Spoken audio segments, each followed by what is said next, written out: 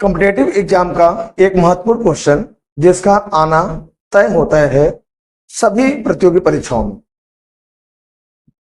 किसी वस्तु के दाम में वृद्धि या कमी पर आधारित जो प्रश्न होता है जिसमें कंडीशन बढ़ा दिया जाता है कि दाम घटने से या दाम बढ़ने से सामान ज्यादा लिया जाता है या सामान कम लिया जाता है।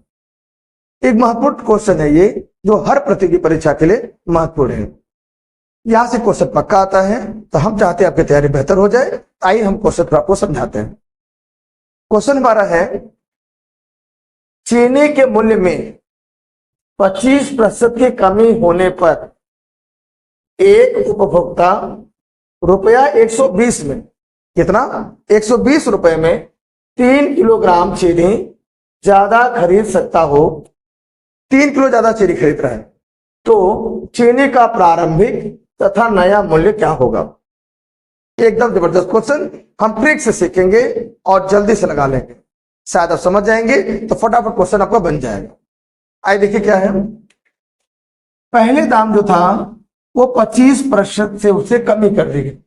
माने अगर मैं प्रारंभिक मूल्य को,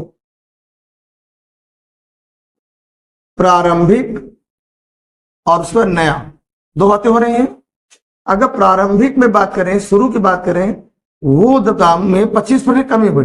अगर प्रारंभिक को 100 मान ले तो नया वाला 25 कम होने से इसका मतलब 75 हो जाएगा। 100 माइनस 25 से 75, पुराना 100 तो नया 75। इसे हम छोटा कर सकते हैं, 25 का 100 और 25 से 75, मैं नया जो मान है वो 4:3 हो जा रहा है। ये दाम में कम अधिक, माने दाम जो दुकान वाला बेच रहा है उसकी बात कर रहे हैं। पहले दाम था 4 रुपए, अब नया दाम हो गया 3 रुपए, इसलिए सामान ज्यादा खरीदा जा रहा है। इससे मतलब क्या है, ये ऐसा क्या है, ये विक्रय मूल्य है। क्या है ये? विक्रय मूल्य। इसके लिए दुकान वाला ही बेच रहा है, तो किसी कस्टमर के लिए ये क्या है? विक्रय मूल्य है। माने 4 रुपए का जो बेच रहा था वो अब वो 3 रुपए का बेच रहा है। हमें पता होना चाहिए कि जो क्रय मूल्य होता है उसका जो अनुपात होता है वो विक्रय मूल्य के अनुपात का जस्ट उल्टा होता है। माने हम ये कहना चाह रहे हैं कि अगर विक्रय मूल्य का अनुपात 4:3 चल रहा है तो हमारा क्रय मूल्य का अनुपात 3:4 चलेगा। जो कस्टमर गया है वो खरीदना चाहता है। अगर वो खरीदना चाहता है तो हमें देखना चाहते हैं 3 किलो जो खरीद रहा था अब वो 4 किलो खरीदेगा, ऐसा हो जाएगा, ज्यादा खरीद लेता है। तो यहां जो अंतर आ रहा है वो 1 का डिफरेंस है। एक 3 किलो जो खरीद रहा था मान लीजिए, तो अब 4 किलो खरीदेगा, माने पहले से वो ज्यादा खरीदेगा। हम ये कहना चाह रहे हैं कि यहाँ पे डिफरेंस कितने का? 1 यूनिट, 1 यूनिट वो ज्यादा खरीद पा रहा है। दाम में 25% की कमी होने से वो पहले की तुलना में अब 1 यूनिट ज्यादा खरीदता है। वो प्रश्न कह रहा है एक्चुअली वो 3 यूनिट खरीदता है, 3 यूनिट ज्यादा खरीदता है। 3 किलो, 1 यूनिट का वैल्यू दिया है कितना? 3 किलो। कितना दिया है? 3 किलो। इसका 1 यूनिट का। आप बताइए अगर 1 यूनिट का 3 किलो है तो 3 यूनिट कितना हो जाएगा? इसका तो 9 रहा होगा, 9 किलो। अब नया क्या हो जाएगा? ये 4 तिहाई 12 किलो। माने जो 9 किलो खरीद रहे थे अब हम कितना खरीदेंगे? 12 किलो खरीद पा रहे हैं। देखिए 3 का अंतर आ गया यहाँ पे। इसका मतलब जो उसका हो जाएगा, जो प्रारंभिक मूल्य था और जो नया मूल्य होगा, आइए उसको निर्धारित कर लें। आप ये बताइए 120 रुपए लेके गया है और 9 किलो पहले खरीद रहा था, तो दाम कितना था? इसका मतलब 120 रुपए में 9 किलो खरीदा। अब क्या हुआ? वही 120 रुपए में वो 12 किलो खरीद के आ पा रहा है। तो 9 से करीब 3 त्रिका 9 और 3 चौके 12, माने 40/3। अगर मैं इसको भाग दे दूं तो 13.33, माने 13 रुपया 33 पैसा उसका प्रारंभिक मूल्य था।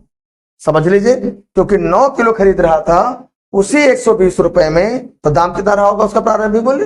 13 रुपया 33 पैसा, या 40/3 कह दीजिए, फ्रैक्शन में कहना चाहिए। और जो नया मूल्य होगा उसी 120 में 3 किलो ज्यादा खरीद करके अब वो 12 किलो खरीद रहा है, तो 12 धाम 120, माने अब जो नया मूल्य रहा होगा वो 10 रुपए से हिसाब से कर दिया गया, इसलिए वो जो भी चीनी खरीद रहा था 25% दाम घटने की वजह से अब वो 3 किलो ज्यादा खरीद पा रहा है। आई होप आपको कॉन्सेप्ट समझ में आ गया, आप इसको समझ गए बिल्कुल ढंग से। अब आप इस तरह क्वेश्चन बनाने में आपको दिक्कत नहीं होगी। अभी मैंने सिखाया आपको कि दाम में कमी हो जाए तो हम ज्यादा सामान खरीद पाते हैं, इसका उल्टा अगर दाम में वृद्धि हो जाएगा तो सेम अमाउंट पैसा खर्च करके हम सामान कम कर देंगे।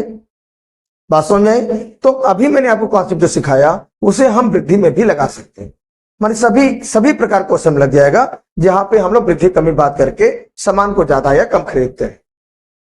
आइए क्वेश्चन पढ़ के सुनाते हैं कि हमारा नया क्वेश्चन क्या है। क्वेश्चन हमारा है, चीनी के मूल्य में 25% की वृद्धि होने पर एक उपभोक्ता ₹1000 कितने में 1000 में 4 किलोग्राम चीनी कम खरीद पाता हो तो चीनी का प्रारंभिक तथा नया मूल्य क्या होगा, ये हमें बताना है। ये बताइए, अगर मैं मान लूं कि पहले दाम उसका 100 था, अब 25% की वृद्धि हो गई, इसका मतलब अब नया दाम कितना 125 हो जाएगा। 25% की वृद्धि होने मतलब 100 का 25% 25 होता है, हम 125 जोड़ लेंगे तो नया दाम 125 हो गया। आप बताइए इसको हम कैसे करेंगे, तो 25 चौका 100 और 25 पंजे 125। इसका मतलब क्या हुआ, जो अनुपात आया वो 4:5 आया। दाम में 4 के दाम को 5 कर दिया, 25% बढ़ा दिया। किसने बढ़ाया, दुकानदार ने। तो दुकानदार ने क्या किया, सेल किया। तो क्या है ये सेलिंग प्राइस है, माने ये विक्रय मूल्य हुआ। माने ये जो अनुपात है किसका अनुपात है, ये विक्रय मूल्य का अनुपात है। इसका मतलब अगर हम क्रय मूल्य का अनुपात पे जाएं, क्रय मूल्य का जो अनुपात होगा वो क्या हो जाएगा, विक्रय मूल्य के अनुपात का जस्ट उल्टा। माने 4:5 को हम लोग क्या लिख लें, 5:4 उलट देते हैं। अब ये देखिए इसमें जो अनुपाती अंतर है वो कितने का है, 1 का है। 5 से 4 माने 1 का अंतर आया। अंतर मतलब बड़े में छोटे का डिफरेंस, माने क्या 5 में से 4 कम करें 1 आया। इस 1 यूनिट का जो वैल्यू है वो कितना दिया है, 4 किलो। कितना दे रहा प्रश्न में, 4 किलो। अगर 1 यूनिट 4 किलो बराबर है तो ये 5 हमारा जो है वो 5 चौके 20 किलो हो जाएगा। फिर समझिए 1 यूनिट का दाम अगर 4 किलो है तो 5 यूनिट दाम कितना होगा, 20 हो जाएगा। और 4 यूनिट का दाम हो जाएगा 4 चौके 16 हो जाएगा। कहने मतलब यह है कि पहले 20 किलो जो खरीद रहा था वो दाम महंगा होने की वजह से अब 4 किलो कम माने 16 किलो खरीदेगा वो। अगर वो 20 किलो खरीद रहा था अब 16 किलो खरीदेगा। अब हमें बताना है प्रारंभिक तथा नया मूल्य। अगर ये बताइए वो बाजार में कितने रुपए ले गया है, 1000 रुपया।